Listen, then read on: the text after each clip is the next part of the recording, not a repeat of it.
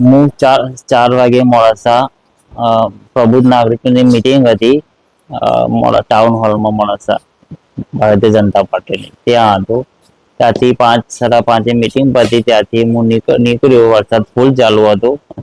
ત્યાં ગોવિંદપુર થી સુંદરપુર વચ્ચે ત્યાં અમે વરસાદ ચાલુ હતો, ધીમી ધીમી જતા હતા. ત્યારે સામે બ્લેક કલરની થાર રાઠોડ પિતેશસિંહ અરવલ્લી જિલ્લા પંચાયતના ઉપપ્રમુખ નિર્ભયસિંહ રાઠોડના નાના ભાઈ પ્રિતેશ રાઠોડ અને એના બે જોડીદાર પાંડોર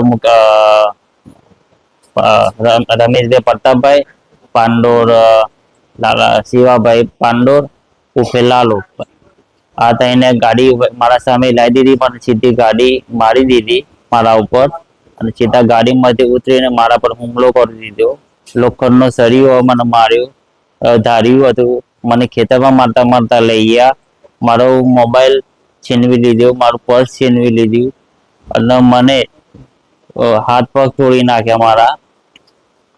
મને કીધું ભ્રષ્ટાચાર કેમ બહાર પાડ્યો, તું સરપંચની ચૂંટણી કેમ લડ્યો, એમ તને પતાવી જ દેવાનું છે, એમ તને જીવ તો મેળવાનો જ નથી એમ ના, તું ચૂંટણી જ કેમ લડી. અને અગાઉ બી 6-7 મહિના પહેલા મારા પર ગાડી મારી હતી સ્કોર્પિયો, ત્યાં કઈ મારા પર હુમલો કરવામાં આવ્યો હતો.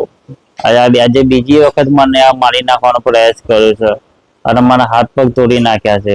અને અરવલ્લી જિલ્લા પંચાયતના ઉપપ્રમુખ નિર્ભયસિંહ મારી જોડે મિટિંગમાં જતા તો એમની મારા પર વોચ રાખી હતી, આબુ નીકળ્યો છે એમ.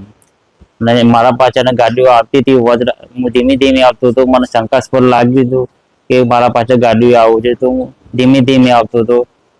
મને રસ્તામાં જે મારા ગામે હું જતો હતો ત્યારે સુંદરપુર ની ગોવિંદપુર વચ્ચે વરસાદ ફૂલ ચાલુ હતો અને બ્લેક કલરની થાર, એ બ્લેક કાચ મારા સામે ગાડી લાવી દીધી જાણી જોઈને, સીધી અડાડી દીધી અને મને સળિયાથી અને ધારિયાથી મને હાથ પગ તોડી નાખ્યા.